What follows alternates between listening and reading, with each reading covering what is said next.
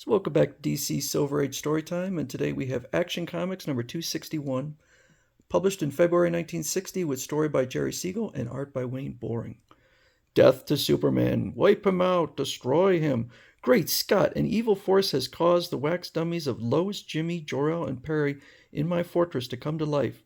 Now they, too, have superpowers. Featuring Secret of the Fortress of Solitude. So, okay cover. Whenever Superman wants to get away from it all, he retires to his secret sanctum, the Fortress of Solitude, the most glamorous hideaway in the entire universe. But was the fortress always hidden in the Arctic? Or, like almost everything else connected with the Man of Steel, does his fortress have an incredible little-known history? Astounding secrets galore await you in this story, a spellbinding story of the wondrous past of Superman's Fortresses of Solitude. So Superman is allowing people into the Fortress of Solitude. He has moved it to the outskirts of Metropolis, and so he's charging money, and then the money will be given to charity. So people are coming in. Superman has there's a couple of robots there. Superman has many enemies in the underworld, and all robots are screening all visitors. And the robots are screening all visitors with X-ray vision to make sure nothing dangerous is smuggled in which can damage his fortress. And this fellow says, Superman, I'm a welder and I could only come during lunch hour. Is it okay if I eat during the tour? And Superman says, yeah, whatever. I don't care. And then this guy says, I'm Big Bob Kruger, the oil man. How about your autograph, Superman? You can use my pen. Be sure to give it back.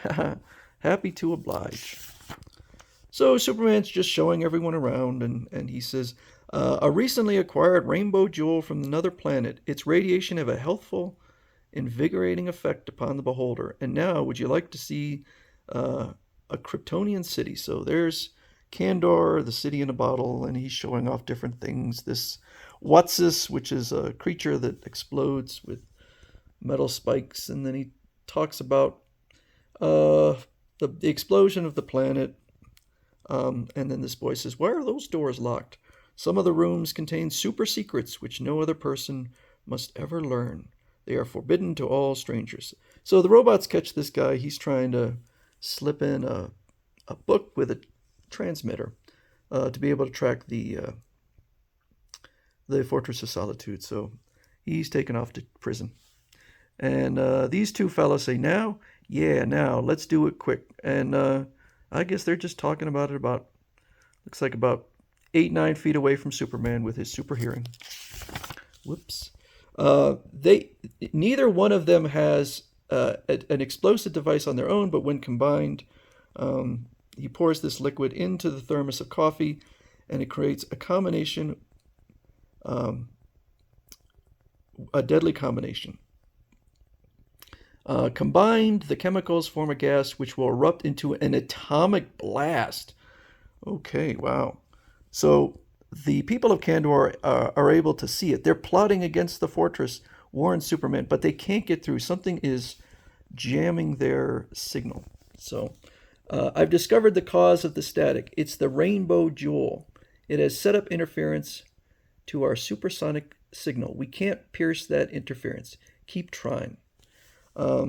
So the folks in there on the tour see this Urko the Terrible, but Superman says, sorry, but I prefer to keep it confidential. I'm not sure why, but he thinks back to his time. He apparently originally had his Fortress of Solitude in outer space, but he was attacked by this being Urko, which was a living cloud. And Urko says, I am Urko the Terrible, a cloud intelligence. I hate all other forms of life, including you. And so he brings all of Superman's wax statues to life, and they attack him. And Superman says, good grief, Urko has caused the wax dummies in my trophy room to come to life. I know they're only super dummies, animated by the cloud's evil intelligence, but I haven't the heart to fight even the dummies of Lois, Jimmy, Perry, Ma and Pa Kent, Jor-El, and Lara. So I don't know why he can't fight wax dummies, but I guess his heart is just too pure. And then he does perhaps the most amazing feat in the history of Superman.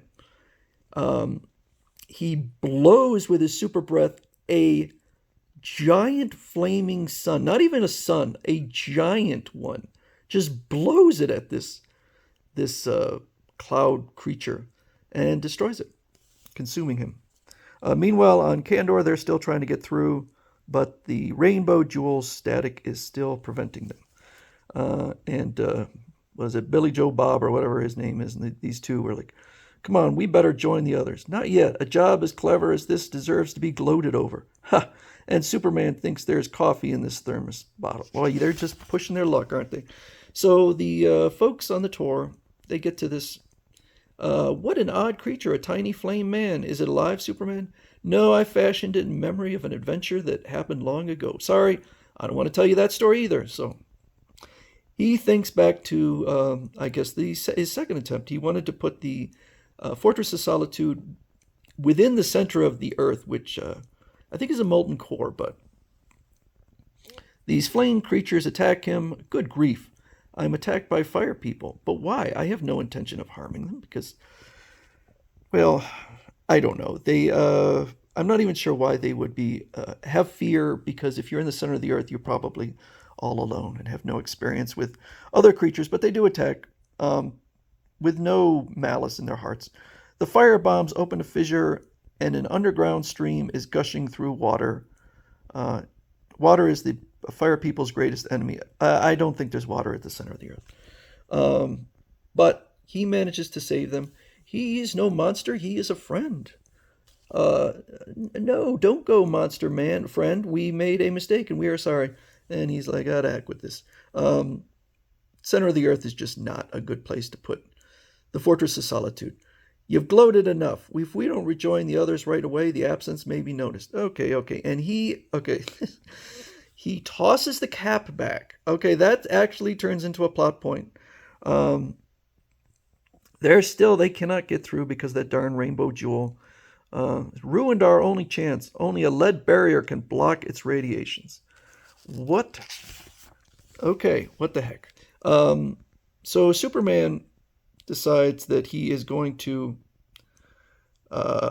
fly his Fortress of Solitude back to the Arctic. Watch the seismograph needle, boys. When the needle jumps, it will mean there's been an atomic explosion that has wiped out Superman's beloved fortress. It will take him years to replace it.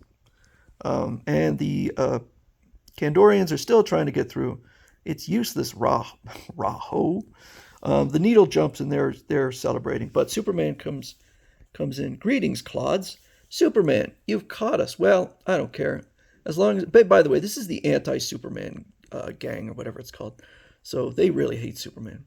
The laugh is on you. You didn't wreck the fortress after all.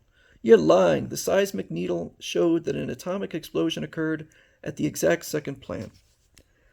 Oh, there was an atomic explosion, all right. But it occurred after I hurled the thermos bottle to where an explosion couldn't harm the fortress. Groan, how did you find out about that? That's my secret, so too bad for you. Now, how unfortunate that you how fortunate that you did not give up your desperate attempt to contact me. After I replaced the fortress in its original hiding place, I entered and noticed that a lead thermos bottle cap covered the rainbow jewel. It had been discarded by one of the crooks. Ironically, it fell over the rainbow jewel. Its lead structure cut off the interference static caused by the jewel's radiation. Because of the criminal's carelessness, we were finally able to get through to you, warn you of the plot in time, and direct you to the schemer's headquarters. Be assured, I will destroy the rainbow jewel. Why do you have to do that? So that we'll never prevent contact between... So supposedly it's a healing jewel, but he'll destroy it. Now, this doesn't make sense. Okay, first of all, let's go back for a second here. This is where he tosses the cap back. If the cap, which just happens to be lead, I don't know how many thermoses used, even in 1960, had a lead cap, but it must have flown right on top of the jewel, which presumably would mean the jewel at that point was no longer causing interference, and yet we see over and over again that the interference is continuing to happen.